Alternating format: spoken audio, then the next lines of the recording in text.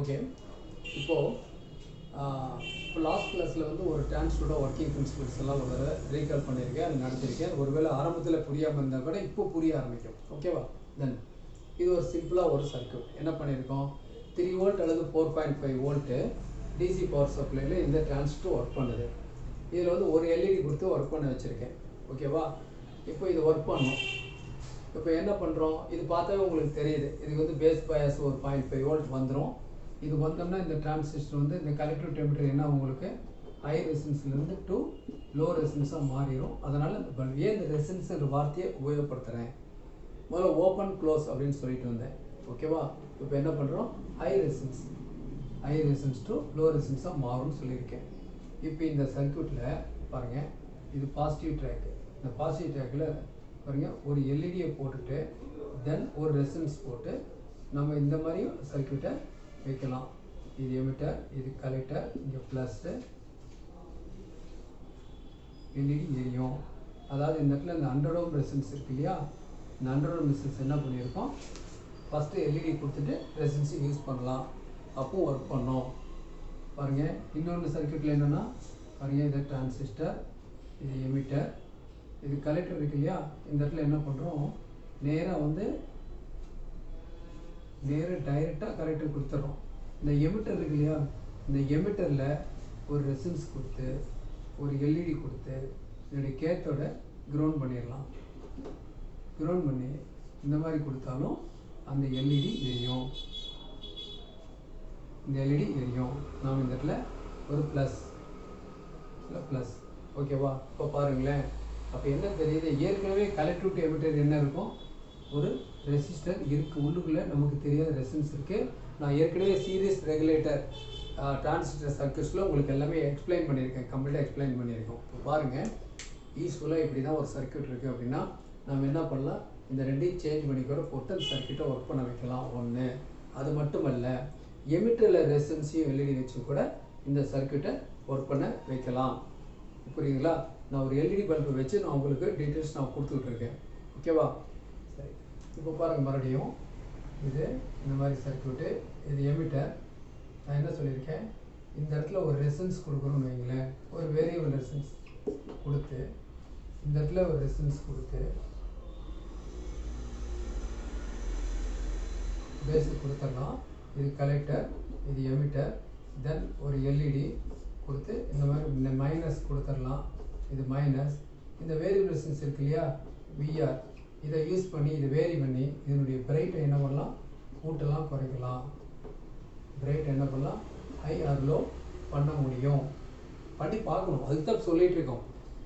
நம்ம என்ன செய்கிறோம், நம்ம இந்த கிட்டில் இருக்கக்கூடிய அந்த காம்பவுண்ட்ஸையும் என்ன பண்ணலாம், ரீஅரேஞ்ச்மெண்ட் பண்ணிக்கலாம். ஒரு அசம்பிள் பண்ணி ஒரு ப்ராஜெக்ட் பண்ணலாம். ப்ராஜெக்ட் சக்ஸஸ் ஆனதுக்கப்புறம் மறுபடியும் எடுத்து வச்சு நான் சொன்ன மாதிரி அதுதான் உங்களுக்கு ரெசிஸ்டன்ஸ் கொடுத்துருக்கேன், எல்லாமே கொடுத்துருக்கேன். நீங்கள் எந்த அளவுக்கு அந்த ப்ராக்டிக்கல் பண்ணுறீங்களோ அந்த அளவுக்கு நாலேஜை கெயின் பண்ணலாம். ஓகே, பாருங்கள், இந்த இடத்துல வேரியபிள் ரெசிஸ்டன்ஸ் வச்சுட்டு இதை அட்ஜஸ்ட் பண்ணிங்கன்னா இந்த பல்போட பிரைட்னஸை கூட்டி குறைக்கலாம். இப்போ அடுத்தபடியாக பார்க்கலாம். இது ஒரு டிரான்சிஸ்டர் இங்கே இருக்குது. நான் எப்பவும் போல் இந்த இடத்துல என்ன செய்கிறோம், ஒரு பிக்சட் ரெசிஸ்டன்ஸ் போடாமல் இந்த இடத்துல போடுறோம். பாருங்கள், இது ஒரு ப்ளஸ்ஸு, இது கலெக்டர், எமிட்டர், இந்த இடத்துல ஒரு ரெசிஸ்டன்ஸ் போடலாம். இப்போ எப்படியெல்லாம் மாடிஃபை பண்ணி கொண்டு வந்துட்டுருக்கேன்னு பாருங்களேன். இந்த மாதிரி ஒரே சிம்பிள் சர்க்யூட். இதை நான் எது கொடுக்குறேன் அப்படின்னா, இந்த மாதிரி நீங்கள் இந்த மாதிரி மோரல்லெஸ் இந்த மாதிரிலாம் வச்சு நீங்கள் நிறைய பண்ணிக்கிட்டே இருக்கணும்.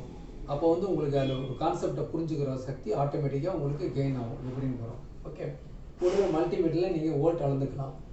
பாருங்கள், இந்த இடத்துல போட்டு எரிய வைக்கலாம். ஒன்று பாருங்கள், இப்போ இருக்குது. இந்த பேஸ் பயாஸ் ரெசிஸ்டன்ஸ் இருக்கு இல்லையா, இந்த வேல்யூவை வந்து அட்ஜஸ்ட் பண்ணிங்கன்னா, இந்த வேரியபிள் ரெசிஸ்டன்ஸ் இதை அட்ஜஸ்ட் பண்ணிங்கன்னா இந்த எல்இடியோடைய பிரைட்டை லோ ஆர் ஹை பண்ணலாம்.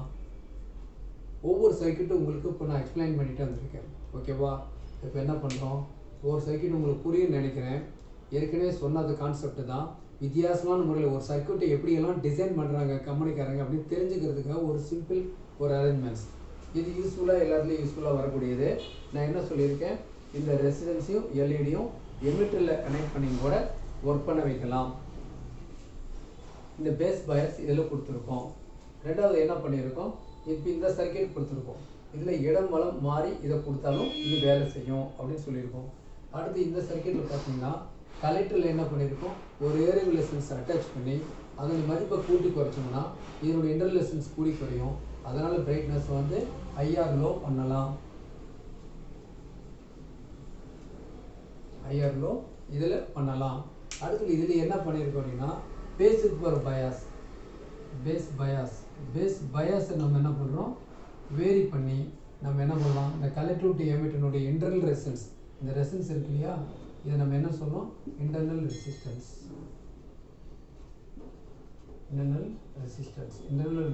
நம்ம கூட்டி குறைஞ்சு என்ன பண்ண முடியும், இந்த பிரைட்டை கூட்டிக்கலாம் குறைக்கலாம். இதெல்லாம் நீங்கள் ஆக்சுவலாக என்ன பண்ணணும், எல்லாத்துலேயும் கம்ப்ளீட்டாக ஒவ்வொரு சர்க்கியூட்லேயும் நீங்கள் செஞ்சு பார்க்கணும். ஓகேவா, அதுக்காக அந்த பர்பஸ்க்காக எல்லாம் கொடுத்துருக்கேன். ஓகே சரி, இப்போ என்ன பண்ணுறோம், இந்த வேரியபிள் ரெசிஸ்டன்ஸ் கொடுத்தோம் இல்லையா, இப்போ கலெக்டரில் கொடுத்துருக்கோம் இல்லையா வேரியபிள் ரெசிஸ்டன்ஸு, அதை வந்து நம்ம எமிட்டர்லையும் கொடுக்கலாம்.